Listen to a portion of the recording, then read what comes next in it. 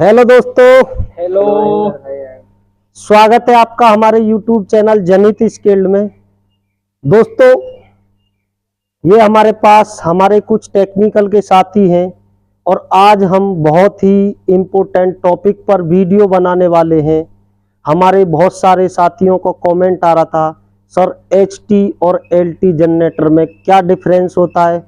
तो दोस्तों, जैसा कि आप वीडियो में देखेंगे आगे, मेरे पास 1010 kVA के ये 3 HT जेन सेट हैं। आज उन सभी के बारे में हम बताने वाले हैं और हर एक वो चीज़ क्लियर करेंगे कि HT और LT में क्या डिफरेंस होता है। तो ये हमारे साथी हैं, ये हमारे और साथियों के नॉलेज के लिए कुछ क्वेश्चन पूछेंगे जिनका मैं प्रॉपर तरीके से इनको समझाऊंगा। जी बताइए। DG फुल फॉर्म यानी कि डीजल जनरेटर। और डीजी क्या होता है, डेफिनेशन? ओके, डीजी की परिभाषा, जनरेटर एक मशीन है जो केमिकल एनर्जी को मैकेनिकल एनर्जी में और मैकेनिकल एनर्जी को इलेक्ट्रिकल एनर्जी में कन्वर्ट करता है। जी बताइए आगे। Types of DG. Types of DG यानी कि डीजी कितने प्रकार के होते हैं। तो डीजी 2 प्रकार के होते हैं, एयर कूल्ड और water cooled. Air cooled DG कौन सा होता है और वाटर कूल्ड डीजी कौन सा होता है, उसके विषय में भी मैं आपको बता देता हूं। एयर कूल्ड डीजी जिस जनरेटर के साथ में रेडिएटर लगा होता उसे हम एयर कूल्ड डीजी कहते हैं, और जिस जनरेटर के साथ में कूलिंग टावर और हीट एक्सचेंजर लगा होता है उसे हम वाटर कूल्ड डीजी कहते हैं। और इसके साथ में और भी इक्विपमेंट होते हैं, जैसे कूलिंग टावर हो गया हमारा, कूलिंग टावर के सीटी फैन हो गए, कंडेंसर पंप हो गया, इस तरह के और भी इक्विपमेंट वाटर कूल्ड डीजी के साथ में होते हैं। तो प्रॉपर समझ रहे हो आप लोग एयर कूल्ड और वाटर कूल्ड में क्या डिफरेंस हुआ। यहाँ पे हमारा जो डीजी लगा हुआ वो एयर कूल्ड डीजी लगा हुआ है, रेडिएटर लगा हुआ। नेक्स्ट ना वो मैं पूरा बताऊंगा, पहले ये कुछ क्वेश्चन है इनको क्लियर कर दे। जी चेक ऑफ डीजी। भाई डीजी के कितने चेक होते हैं, आप भी उधर देखिए थोड़ा सा। तो दोस्तों, डीजी के 4 चेक होते हैं, ए चेक, बी चेक, सी चेक और डी चेक। अब हम ये बता, बिल्कुल बिल्कुल भाई, इन सभी चेकों को हम कब कब करते हैं। भाई ए चेक हम डेली करते हैं, एवरी शिफ्ट करते हैं। हमारे जितने डीजी ऑपरेटर साथी होंगे उनकी जिम्मेदारी है कि हर शिफ्ट में प्रॉपर ए चेक करना है। तो समझ गए, ए चेक डेली करते हैं। अब हम बात करते हैं बी चेक की कि बी चेक कब करते हैं। तो दोस्तों, बी चेक 300 घंटे या 6 मंथ में करते हैं। अब हम बात करेंगे सी चेक की कि सी चेक कब करते हैं। तो सी चेक 1500 घंटे या 1 ईयर में करते हैं। अब हम बात करेंगे डी चेक की कि डी चेक कब करते हैं। तो डी चेक हम 6000 घंटे या 2 साल में करते हैं। तो आप लोगों को पता है कि भाई इन सभी चेकों में क्या क्या करते हैं, मतलब पता है या बताया जाए? बताया जाए। भाई जैसे हमारे साथियों ने बोला कि ए चेक के बारे में जानना चाहते हैं, तो देखो ए चेक में हमारा जो भी डीजी ऑपरेटर है उसकी रिस्पॉन्सिबिलिटी है कि सबसे पहले तो अपने जो भी डे टैंक है या मेकअप टैंक है उसके अंदर डीजल लेवल चेक करेगा। भाई हमारा डीजल लेवल कितना है। हमारी जो जनरेटर में पीसीसी लगी है या ईसीपीजी लगी है उससे अपनी चाबी को चेक करेगा कि मेरी चाबी रन पे है या ऑफ पे है। हो सकता है किसी साथी ने हमारा इमरजेंसी जो कैनोपी में इमरजेंसी पुश बटन लगा होता है उसको चेक करना, किसी साथी ने उसे पुश तो नहीं कर दिया। भाई हमारा डीजी का जो लूब ऑयल लेवल होता है उसको चेक करना होता है। जो हमारा गेज होता है लूब ऑयल का उस पर सब कुछ लिखा होता है, नीचे L लिखा होता है और ऊपर H लिखा होता है, यानी L से नीचे ना हो, H से ऊपर ना हो, उसके मिड सेंटर में होना चाहिए। लूब ऑयल लेवल चेक करना होता है। हमारा डीजी के साथ में डायनोमा लगा होता है, डायनोमा की वी बेल्ट को चेक करना होता है, वो लूज तो नहीं है या टूटने वाली तो नहीं है। हमारा जो रेडिएटर है, रेडिएटर में कूलेंट वाटर लेवल चेक करना भाई, कूलेंट लेवल क्या है। जो हमारे डीजी में जितनी भी हॉज पाइप है, क्लैंप है, उन सभी को चेक करना होता है, कहीं से कोई क्लैंप लूज तो नहीं है या टूटने वाली तो नहीं है या हॉज पाइप हमारी फटने वाली तो नहीं है। पूरे डीजी में हमारा कूलेंट, लूब ऑयल या फ्यूल कहीं से लीकेज तो नहीं है, ये सब चीजें हमें चेक करनी होती हैं। बैटरी हमारी ड्राई टाइप की है या इलेक्ट्रोलाइट टाइप की है, दोनों टाइप की हो सकती है। तो बैटरी के हमें टर्मिनल प्रॉपर चेक करने होंगे, टर्मिनल प्रॉपर टाइट है या नहीं है। बैटरी टर्मिनल पे कार्बन तो नहीं आ रहा, उसके लिए पेट्रोलियम जेली लगाना, और बैटरी टर्मिनलों को प्रॉपर साफ सुथरा रखना। और यदि इलेक्ट्रोलाइट टाइप की हमारी बैटरी है तो बैटरी की ग्रेविटी लेना। ग्रेविटी किससे लेते हैं? हाइड्रोमीटर से। हाइड्रोमीटर से बैटरी की स्पेसिफिक ग्रेविटी लेना। और इस तरह से और भी हम इनमें और भी बहुत सारे पॉइंट इंक्लूड कर सकते हैं जो हमारी रिस्पॉन्सिबिलिटी होती है, सभी चीजें हमें चेक करनी है। तो ये हो गया ए चेक। अब हम बात करेंगे बी चेक की। भाई बी चेक में हम क्या क्या करते हैं? तो भाई बी चेक में रिपीट ए चेक, और जितने भी हमारे डीजी के अंदर फिल्टर होते हैं, air filter, coolant filter, lube oil filter, lube oil bypass filter, fuel filter, जितने भी फिल्टर होते हैं सभी फिल्टर हमारे बी चेक के अंदर चेंज होते हैं। और डीजी के अंदर जो हमारा लूब ऑयल होता है वो भी चेंज होता है। कौन सा लूब ऑयल डालते हैं डीजी के अंदर?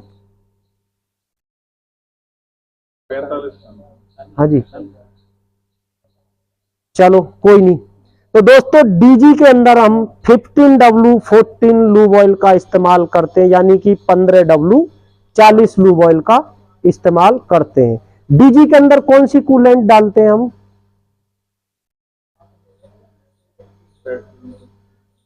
चलिए कोई नहीं दोस्तों, डीजी के अंदर हम प्रीमिक्स कूलेंट का इस्तेमाल करते हैं, और ये कलर में पिंक कलर की होती है। जैसा कि इसके नाम से ही पता चला, प्रीमिक्स। इसमें हमें कोई भी कॉन्सेंट्रेट मिलाने की आवश्यकता नहीं होती है, प्रीमिक्स कूलेंट का इस्तेमाल करते हैं। आज से कुछ समय पहले हम DCA14L का इस्तेमाल करते थे, जो ग्रीन कलर की आती थी, उसमें कॉन्सेंट्रेट की मात्रा बहुत अधिक होती थी। और आज हम जितने भी ज्यादातर डीजी हैं प्रीमिक्स कूलेंट का इस्तेमाल करते हैं, जो पिंक कलर की होती है। और जैसे उसके नाम से ही पता, उसमें हमें कुछ मिलाने की आवश्यकता नहीं है, जो हमें रिक्वायर्ड होगी उतना ऐड कर देंगे। तो सारे filter change, lube oil change, और रेडिएटर में जो कूलेंट है पीएच किट से उसकी पीएच वैल्यू भी चेक कर लेंगे कि कूलेंट हमारी विदिन कलर है या खराब हो चुकी है, ये हम चेक कर लेंगे। और कम होगी तो उसमें हम फिलअप कर देंगे। तो इस तरह से ये सब चीजें बी चेक के अंदर करते हैं। अब हम बात करते हैं सी चेक की। सी चेक में क्या क्या होता है? भैया काट दो फोन को या साइलेंट कर दो। सी चेक में क्या क्या करते हैं? तो सी चेक में repeat A and B check. भाई जो हम ए में करते थे वो भी हमें करना, जो बी में करते थे वो भी हमें करना। अब हम बात करेंगे सी चेक में हम एक्स्ट्रा क्या करते हैं। भाई जब नाम सी चेक दिया तो इसमें एक्स्ट्रा भी कुछ करते हैं। तो दोस्तों सी चेक के अंदर हमें एक तो सिलेंडर जो हेड होता है उसकी गैस्किट चेंज करनी होती है, और जो हमारा इंजेक्टर होता है, इंजेक्टर बोल दो या टैपिड सेटिंग बोल दो, टैपिड वाल सेटिंग, वो हमें सी चेक में करनी होती है। और नंबर 3 रेडिएटर डी स्केलिंग। समझते हो भाई? ये जो हमारा रेडिएटर है, जब आपका 1 साल जनरेटर चल जाएगा तो इसका जो फिन है उसमें बहुत ज्यादा गंदगी हो जाती है, जिससे हमारा डीजी हाई वाटर टेम्परेचर होता है, तो हमें रेडिएटर की डी स्केलिंग करानी होती है। तो इस तरह से ये सी चेक में होता है। अब हम बात करेंगे डी चेक की, कि डी चेक में हम क्या क्या करते हैं। तो repeat A and B and C check. जो ए में करते थे, बी में करते थे, सी में करते थे, वो सब करेंगे। अब हम बात करेंगे भाई डी चेक में और क्या करते हैं।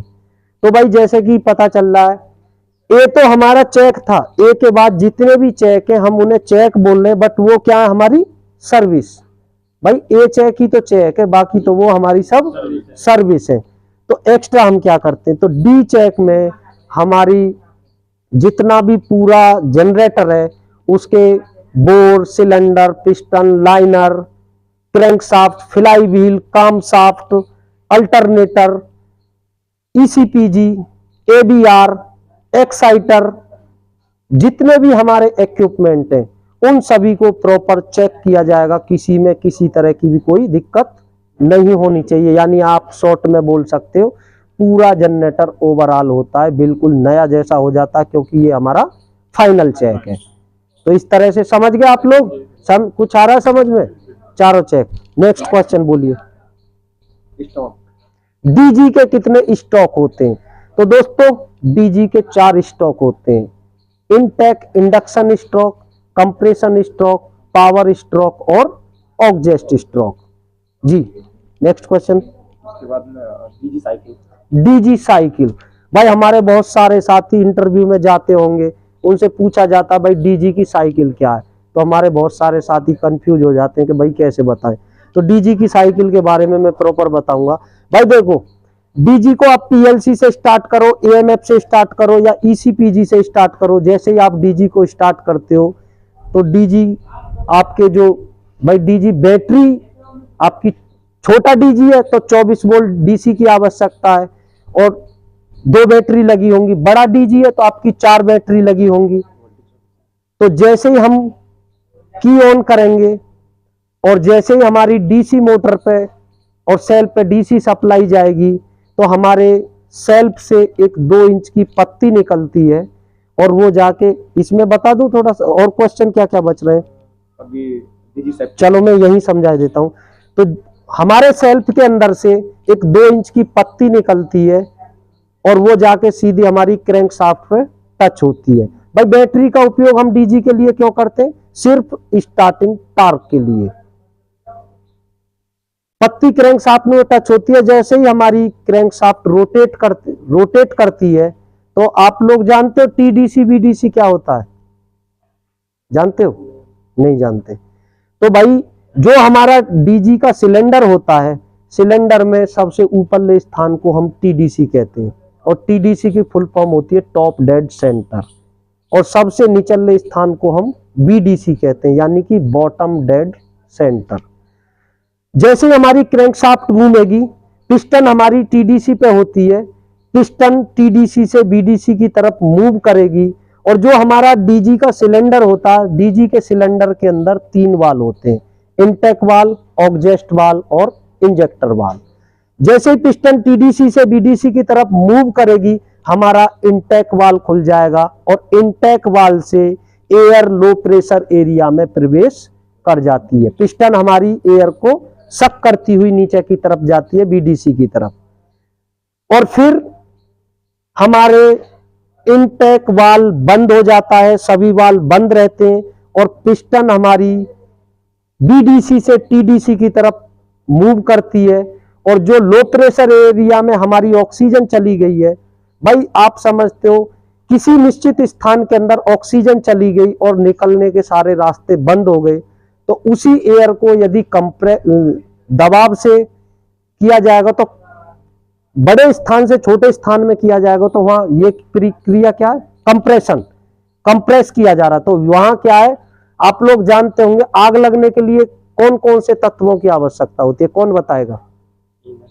हाँ हाँ जोर से बोलो। हो गया, ऑक्सीजन हो गया, हाँ टेम्परेचर, यानी कि हमारे सभी साथियों को पता होना चाहिए आग लगने के लिए 3 तत्वों की आवश्यकता होती है, ऑक्सीजन, ईंधन और टेम्परेचर। ऑक्सीजन हमें पहले मिल गई, अब हमारे कंप्रेशन प्रक्रिया से हमें दाब की वजह से टेम्परेचर मिल गया और पिस्टन हमारी टीडीसी पे पहुंच गई, और जैसे ही पिस्टन टीडीसी से बीडीसी की तरफ मूव करेगी हमारा इंजेक्टर वाल्व खुल जाएगा और इंजेक्टर वाल्व से जैसे ही फ्यूल स्प्रे हमारा होगा तो ब्लास्ट हो जाएगा।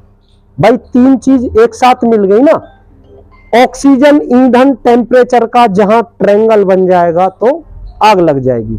जहां इन तीनों चीजों में से आप कोई भी एक तत्व डेडिकेट कर दोगे तो आग बुझ जाएगी। अब हमें क्या तीनों चीज मिल गई, तो वहां क्या ब्लास्ट हो गया, और उसी ब्लास्ट की मैकेनिकल पावर से हमारा जनरेटर चलता है। अभी रोक लो, उसमें साउंड आएगा। कंटिन्यू। उसी मैकेनिकल पावर से हमारा डीजी चलता है। और ये जब ब्लास्ट होगा, ब्लास्ट होने के बाद जो भी फ्यूल कंज्यूम होगा, फिर पिस्टन हमारी बीडीसी से टीडीसी की तरफ मूव करेगी, और जो Brunt smoke outlet the silencer, जो भी फ्यूल हमारा कंज्यूम होगा वो स्मोक के थ्रू हमारा एग्जॉस्ट वाल्व खुल जाएगा, वो बाहर निकल जाएगा। आइए बताइए आगे क्वेश्चन क्या है। DG safety. भाई डीजी की कितनी, हाँ जी डीजी ऑपरेटर साथी आप बताओगे, डीजी की कितनी सेफ्टी होती है? टेम्परेचर, जोर से बोलो। वाटर टेम्परेचर, हाँ हमारे फ्यूल हाँ और पेंट बोलते हैं। चलिए कोई नहीं दोस्तों, हमारे डीजी की 4 मुख्य सेफ्टी होती है। हाई वाटर टेम्परेचर, लो लूब ऑयल प्रेशर, लो कूलेंट लेवल और ओवर स्पीड। ये 4 मुख्य सेफ्टी होती हैं, और इन सभी को मैं लाइव दिखाऊंगा अभी कि ये सेफ्टी हमारी कहां कहां लगी होती है। और कहां गए साथी वो आगे क्वेश्चन बताएं। और जनरेटर में कौन कौन से पार्ट लगे हैं? और जनरेटर में कौन कौन से पार्ट्स लगे होते हैं, उन सभी के बारे में दिखाऊंगा। और सबसे मुख्य बात यह है, आज हम जिस वीडियो जनरेटर के बारे में बताने वाले हैं वो हमारा एचटी जनरेटर है, यानी हाई टेंशन जनरेटर है। दोस्तों मोस्टली आपने देखा होगा एलटीडीजी देखे होंगे, जो हमारे 440 वोल्ट सप्लाई निकालते हैं। आज जो हम आपको दिखाने वाले हैं वो एचटी जनरेटर है, ये 11 केवी सप्लाई निकालता है। तो चलिए दोस्तों, इसके टोटल और भी जो भी हमारे पार्ट्स होते हैं उन सभी के बारे में विस्तार से समझाएंगे। खोलो कैनोपी। भाई ये जो जनरेटर जिसके अंदर बंद है इसको हम बोलते हैं कैनोपी। खोल दो, और भी गेट खोल दो।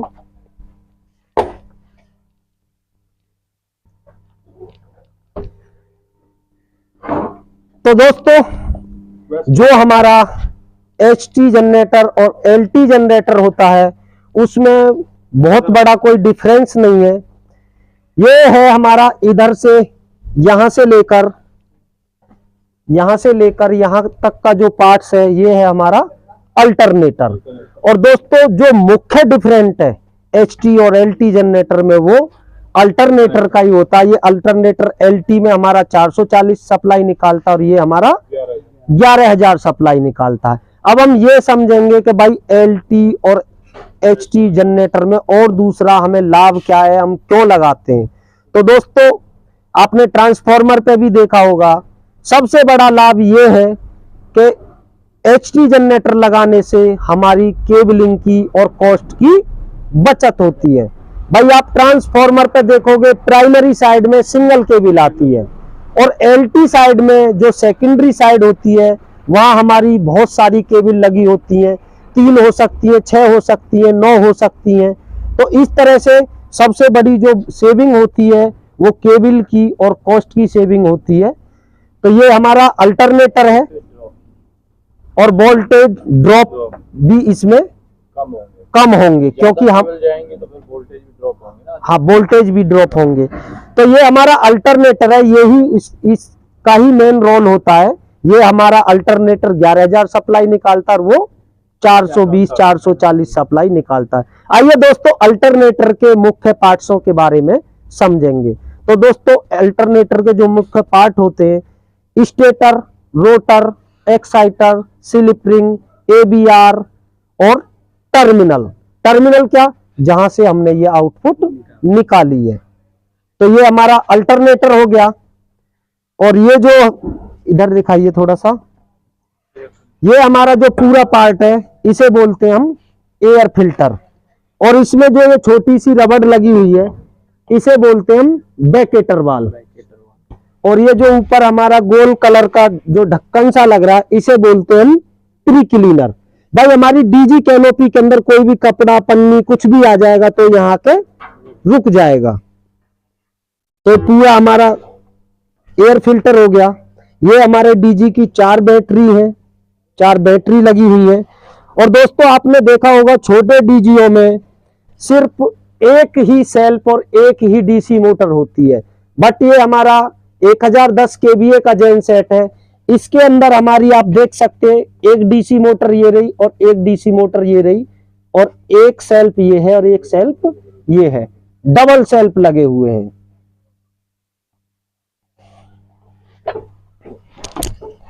और ये है हमारा ऑयल चेक करने का गेज। यहां से हम डीजी में ऑयल चेक करते हैं, और जैसा कि मैंने आपको बताया था इस पे एल और एच लिखा होता है। एल का मतलब लो और एच का मतलब हाई। एल से नीचे ना हो और एच से ऊपर ना हो।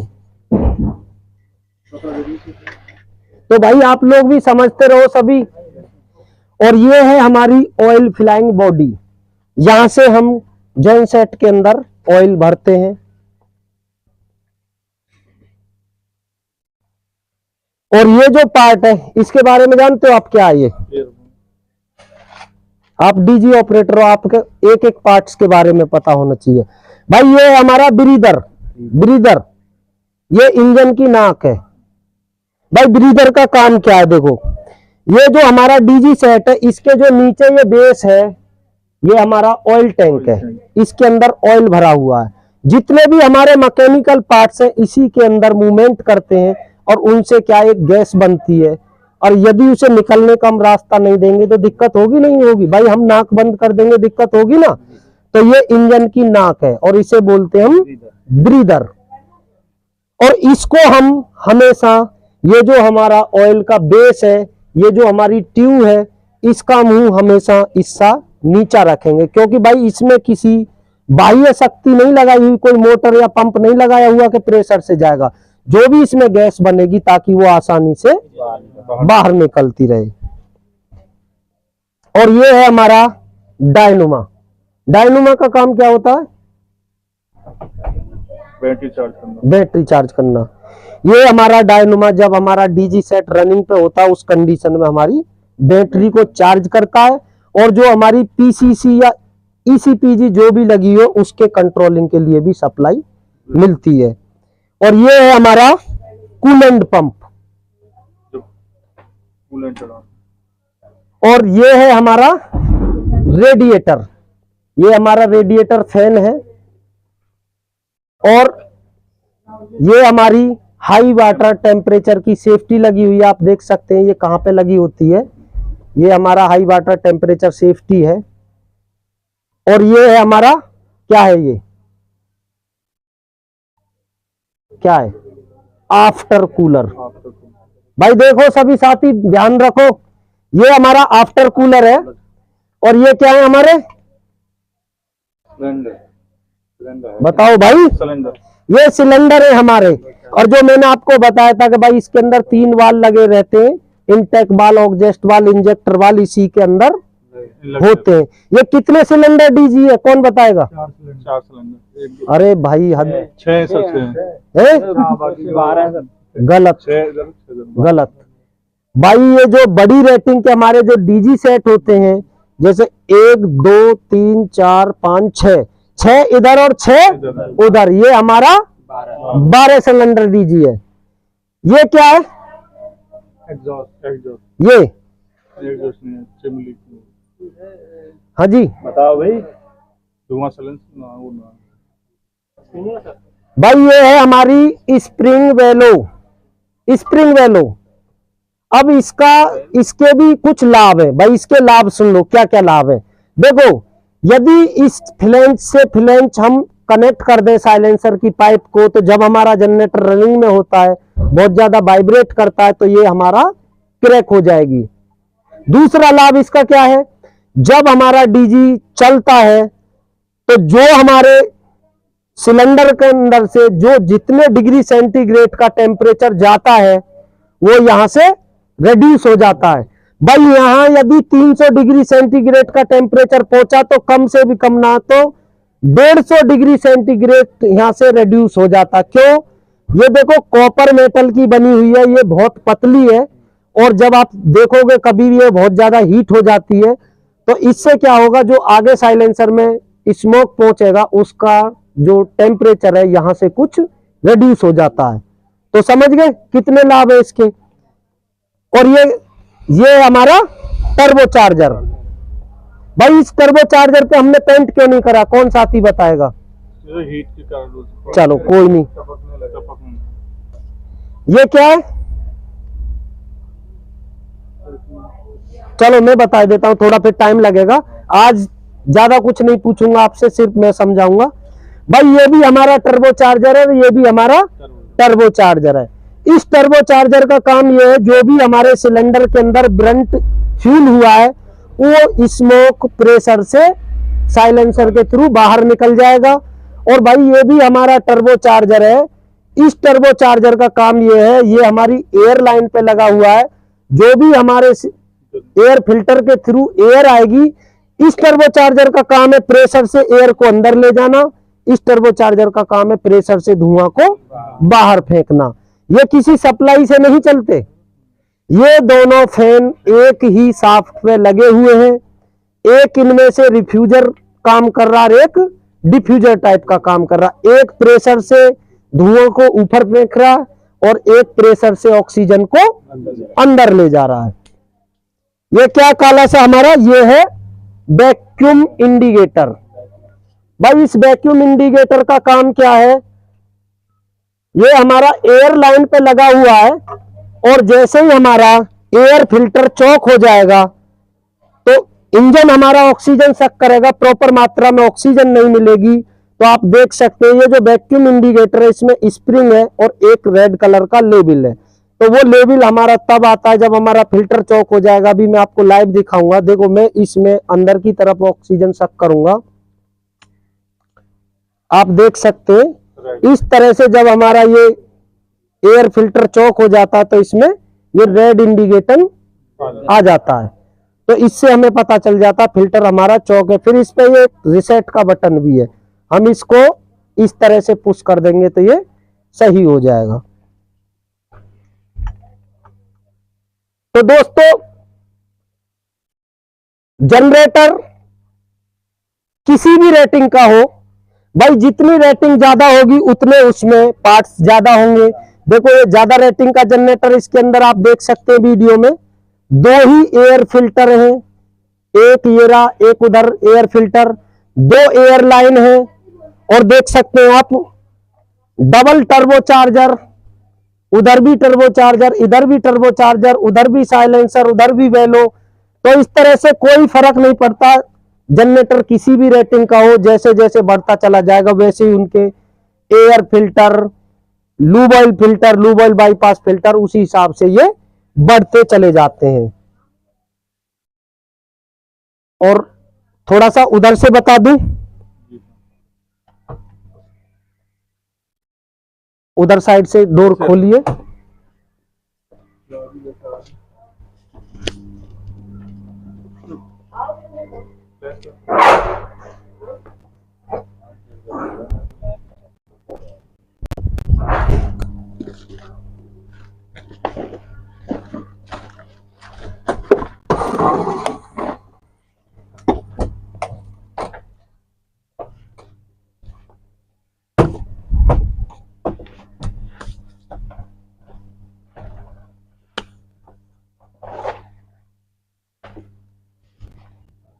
आइए जी,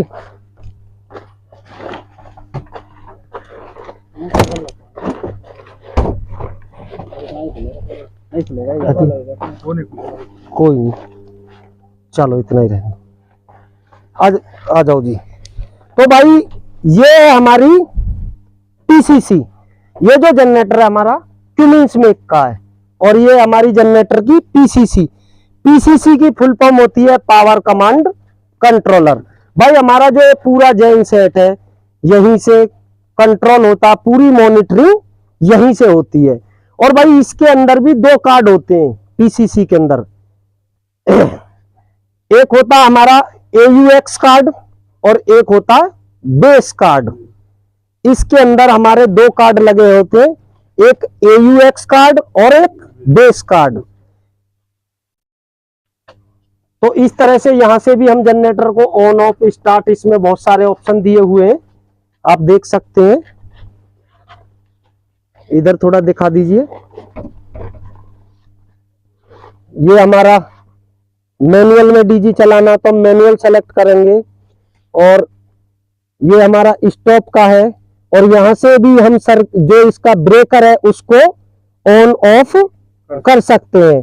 और इस पे हमारी जब ये जनरेटर रनिंग में होगा पूरी पैरामीटर रीडिंग, भाई जनरेटर की आरपीएम क्या है, वोल्टेज क्या है किलोवाट में, और ये हमारी इमरजेंसी स्टॉप है, और ये हमारा जनरेटर का है, ये जो ईसीपी है पीसीसी है, इसका हिस्ट्री कार्ड है, भाई कब कब इस पे हमने क्या क्या काम किया, पूरी हिस्ट्री लिखी हुई है। और इधर ये हमारा स्पेस हीटर लगाया हुआ है अल्टरनेटर के उधर साइड में, और इधर साइड में भी स्पेस हीटर लगाया हुआ है। और आप देख सकते हैं ये हमारी अल्टरनेटर की पूरी नेम प्लेट है, इसमें आप देख सकते हैं आउट, ये हमारा 1010 kVA का जेन सेट है, और जो इसकी वोल्टेज है आउटपुट वोल्टेज ये 11 kV, ये 11,000 वोल्टेज हमारा निकाल रहा है। और दोस्तों एक और डिफरेंस आपको दिखाई दे रहा होगा, मोस्टली आपने देखा होगा जितने भी क्यूमिंस मेक के जेन सेट है उनमें स्टैम्पफोर्ड का अल्टरनेटर लगा होता है, और यहां आप देख सकते हैं ये जो हमारा HTDG है इसका जो अल्टरनेटर है वो अलग मेक का है।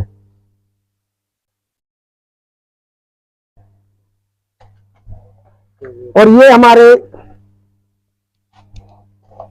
सभी जो लगे हुए हैं ये हमारे ऑयल फिल्टर है। और थोड़ा सा मैं आपको फ्यूल साइकिल के बारे में समझा दूं, इधर आ जाइए, ध्यान दे लो सभी। भाई बहुत सारे हमारे साथियों से इस टाइप से पूछ लिया जाता है भाई फ्यूल पैकेज क्या होता है, फ्यूल साइकिल क्या होती है। तो दोस्तों ये हमारा डे टैंक से फ्यूल की लाइन आई हुई है, तो ये हमारी एक इनपुट लाइन है, इधर से ये हमारा फ्यूल आया, ये सीधा ये है हमारे फ्यूल फिल्टर, और इसके बाद फ्यूल हमारा गया ये फ्यूल पंप के अंदर। भाई ये जो हमारा फ्यूल पंप है इसके भी 3 मुख्य पार्ट्स होते हैं। ये जो हमारा नीचे का पार्ट है इधर ये है हमारा पीटी पंप, और ये जो बीच का पार्ट है ये है हमारा एक्चुएटर, और ऊपर जो ये पार्ट है इसे बोलते हैं हम एसडी कॉइल यानी कि सोलोनेट वाल्व। इसके बाद फ्यूल हमारा इधर आते हुए और सीधा जाता है इंजेक्टर पे, और जो भी डीजी साइकिल होती है उसके अकॉर्डिंग इंजेक्टर से हमारा सिलेंडर के अंदर फ्यूल जाता है। सर ये जैसे ये चीज है ये वाली, ये जैसे एयर वगैरह जैसे कुछ, हाँ वो मैं बता दूंगा, ये एयर ले जाए वो मैं सारा कुछ आपको समझाऊंगा। भाई देखो जब हमारा डीजी कभी एयर ले जाए तो प्रॉपर तरीके से क्रैंक नहीं लेता, तो हमें एयर कैसे निकालनी है, हम यहां से खोल के इसमें पहले थोड़ा सा डीजल डालेंगे, जो भी इसमें एयर की मात्रा होगी वो निकल जाएगी। उसके बाद ये जो हमारी आउटपुट का यहां से या यहां से हम इस बोल्ट को थोड़ा सा लूज कर देंगे, और जैसे ही हमारा एक साथी क्रैंक करेगा तो लूज करने से क्या है धीरे धीरे एयर यहां से निकलेगी, और जो हम इसके नीचे कोई अपना बर्तन लगा देंगे ताकि जो हमारा फ्यूल यहां से बिखरे वो बर्तन के अंदर आता रहे।